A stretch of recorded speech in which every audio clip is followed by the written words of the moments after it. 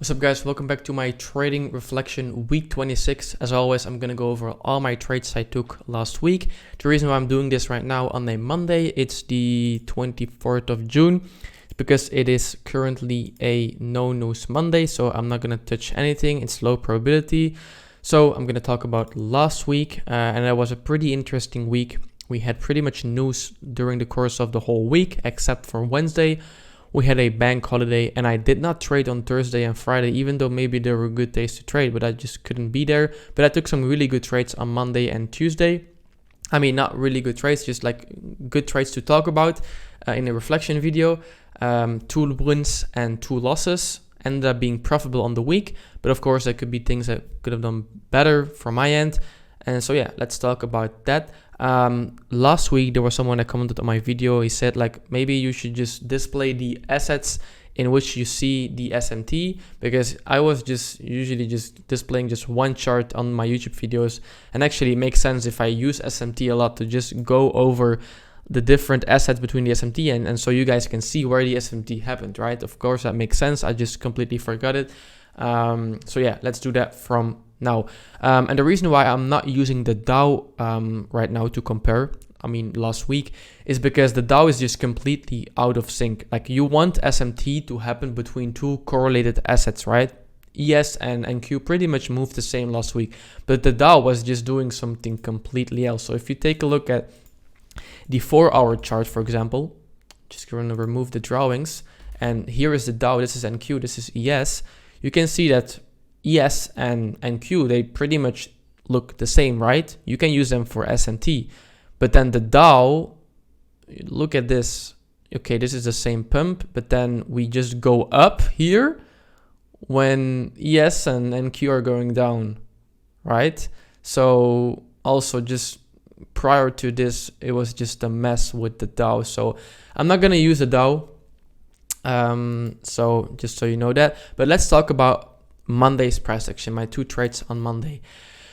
So let's toggle it on Monday. Let's do this. The reason why I was bearish going into the week is just take a look at the cross here. I'll always mark out the SMT now. So here you see this is the high of Friday, 14th of June.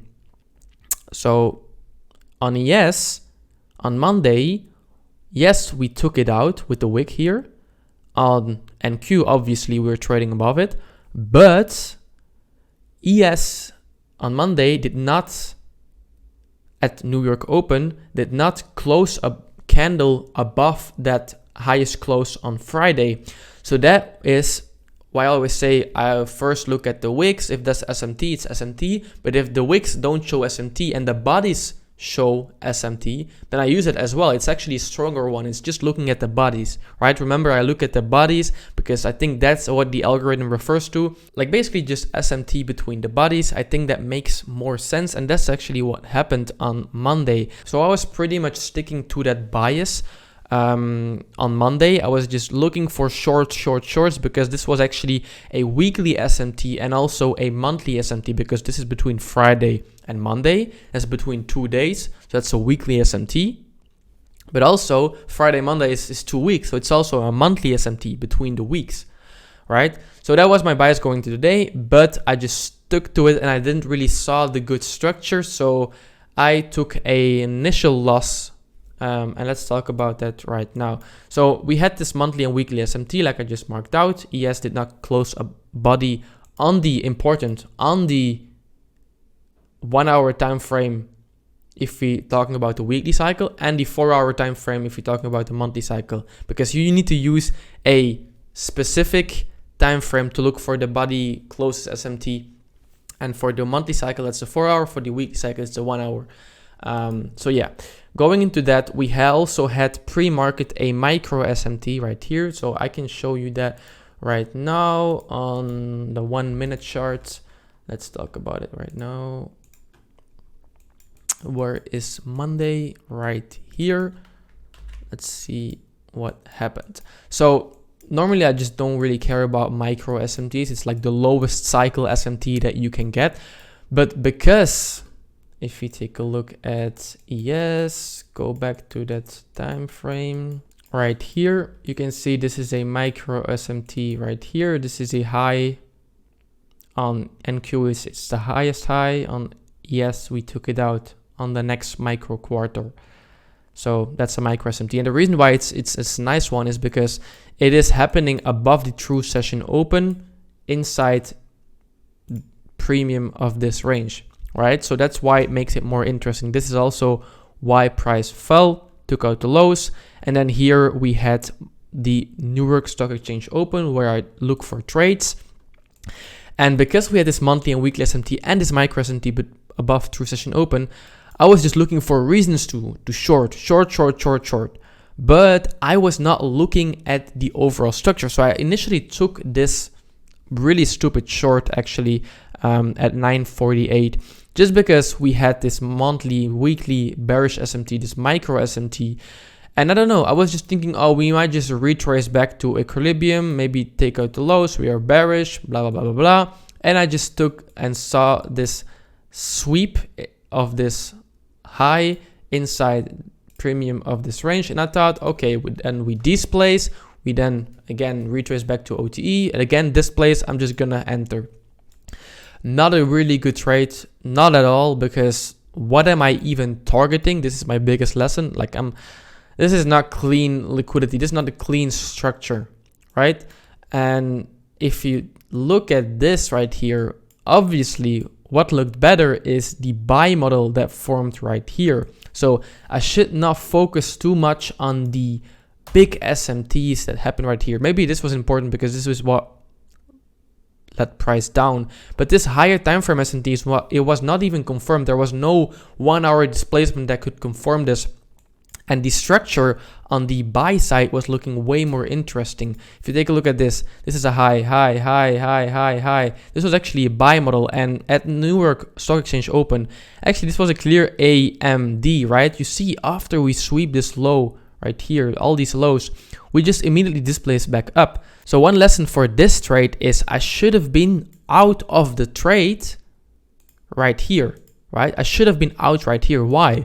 Because after this candle closed above this fair value gap, it turns into an inverse fair value gap, and it shows me that, okay, price actually wants to go above, right? There was a lot of liquidity, highs. This was the final target. And I should have been out right here. I could have like only lost 0.5 R. That's my lesson for this day.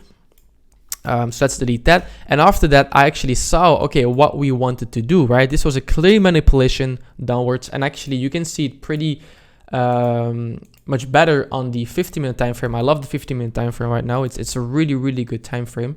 If you take a look on Monday's price action, like just look at how the candles form. This is such a big lesson for me. Look at this. We have an accumulation. So this is NQ. We have an accumulation. New York open, New York session of Monday. We sweep the low. Also on ES. Yes, we did not retrace to equilibrium on none of the pairs actually. But it doesn't need to happen because everything already happened for this to be a great setup and time and price aligned. So what do I mean with this? Like if you look at this price action, everything actually happened. What do we want to look for if we want to long? We want to be below true day open and true session open, right? Maybe even above the true week open, but the true week open is not yet established. It only is established after Monday 6 p.m. So the true week open was like right here only. So we use the true session open and true day open. It was below it. That's my first confluence. Okay, look for long setups below true day open and true session open. Let's just delete this, not important. Then what do we want to see? Always a clear manipulation, right? And then just some cracks in correlation that can confirm, oh, we want to reverse. So what do we see?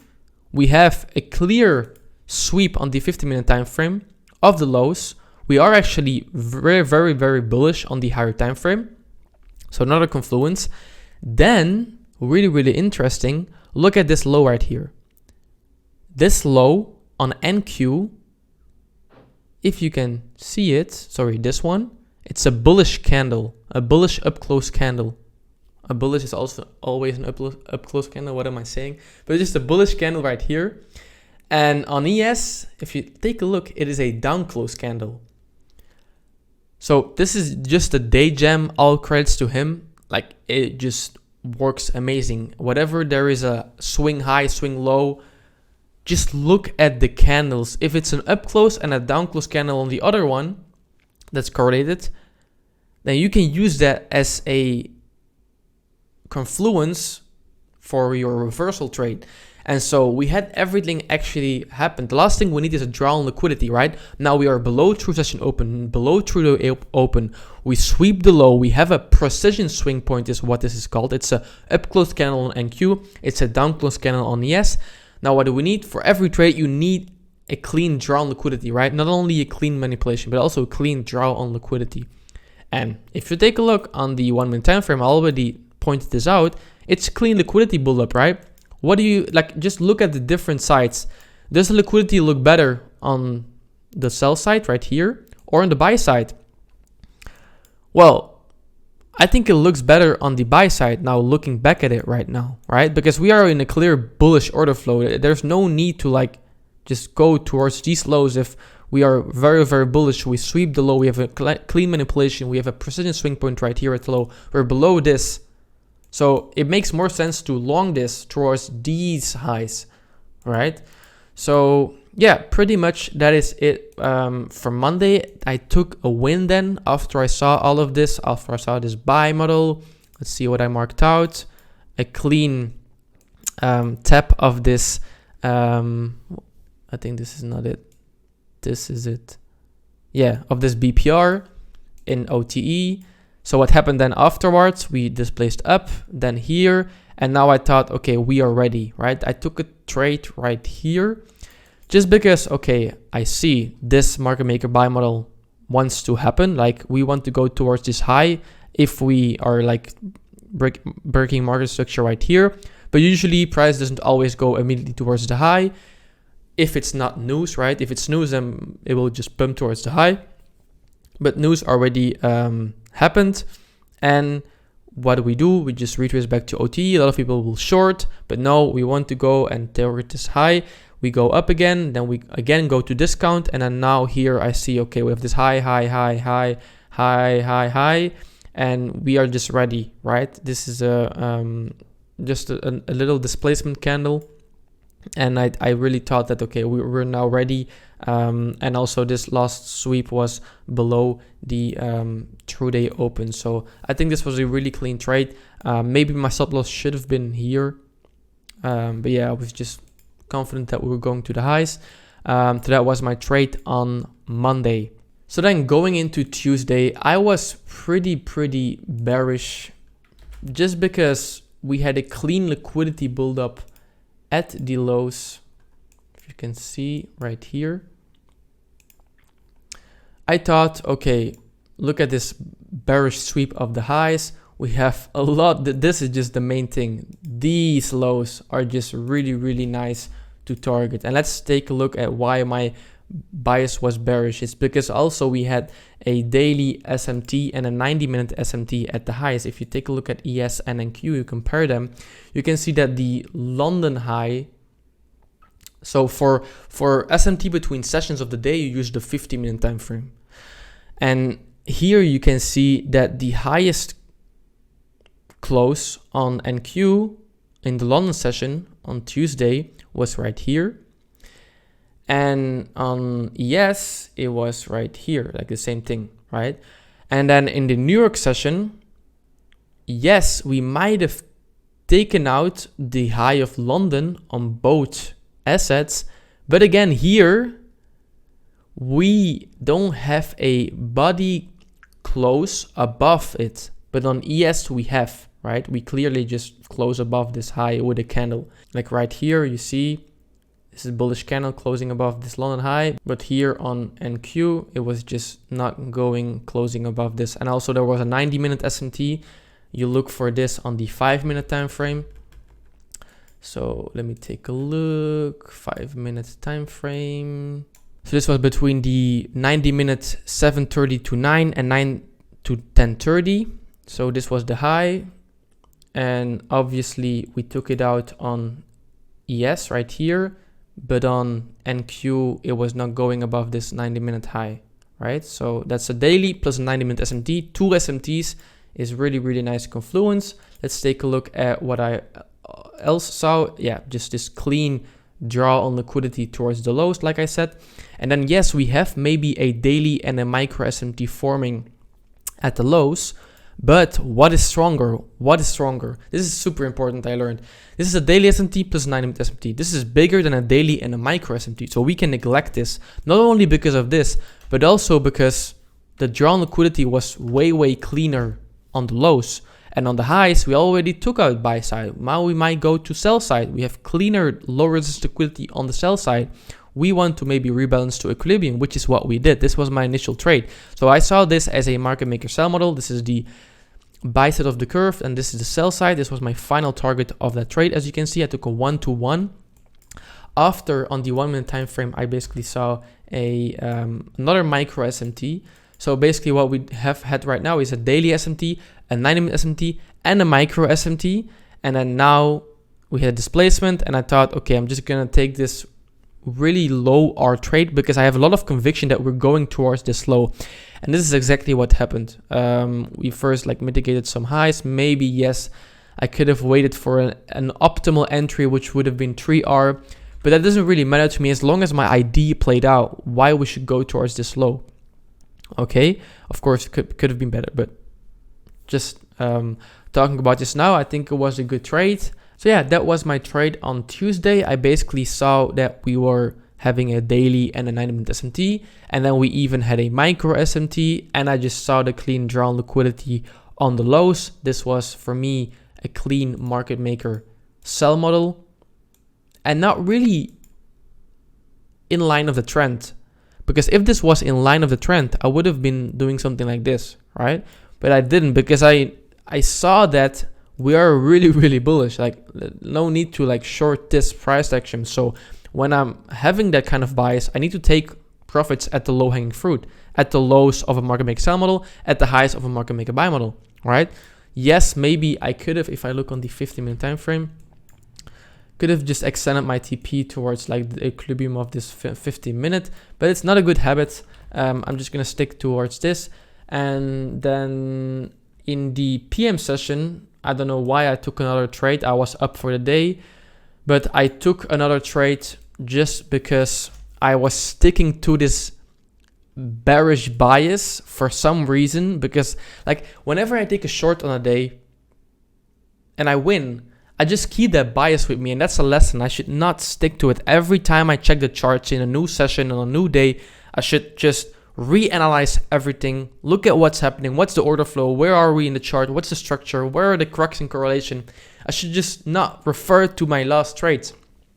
So that's a lesson also from me this week. Basically, because I had this initial short win, I was just looking at this as just a retrace back to discount, then a displacement, and I wanted to short this. And maybe if it was the time of day, maybe if it was New York Open, maybe would have made some money here. But it was literally also in the power hour and in the last hour of the day, so nothing really happened. I got out at 0.25 R. So that was my week. So -1 R plus 2.64 on Monday. Tuesday +1 minus 0.25. So as you can see, I stopped doing the money on my calendar. It's way better. Oh my god, it's just whoever told me this, it's I should have done this way earlier. It's just better to see, okay, am I actually profitable or not? Don't look at the money, because sometimes I use a higher risk and a lower risk. So yeah, really helped me. So yeah, no really playbooks for this week. I don't think there was a really super clean setup. But yeah, of course, we learned a ton again. I can't go into a new week without doing this, without just seeing what I did wrong, what I did good in the previous week. It really helps me. And also I'm thankful that I can record this, put on YouTube, and a lot of people, they also learn with me. because we're all on the same journey, of course. I really like making these reflections because I feel now that I'm fresh for the new week. I reflected. If you don't do this, then yeah, you're not learning anything. You need to write down what you did wrong, what you did good, check out your trades again, make your playbooks, and that's how we improve. So let's keep it going. And I really am thankful for anyone watching this video. I hope you pick something up. I don't like gatekeeping stuff, so I just tell everything I know. If you like this type of videos, I would really appreciate a thumbs up and maybe comment what you think, just some suggestions, feedback, whatever. And yeah, I'm gonna switch up my content really soon. I'm gonna make more aesthetic videos, maybe some vlogs, really just showcasing my journey, because that's what I'm doing right now, right? I'm not a trading influencer. I'm just documenting my journey, talking about my trades, talking about my reflections, how trading is going, how hard this shit actually is. And yeah, I hope you enjoy it, and I'll catch you in the next one. Peace out.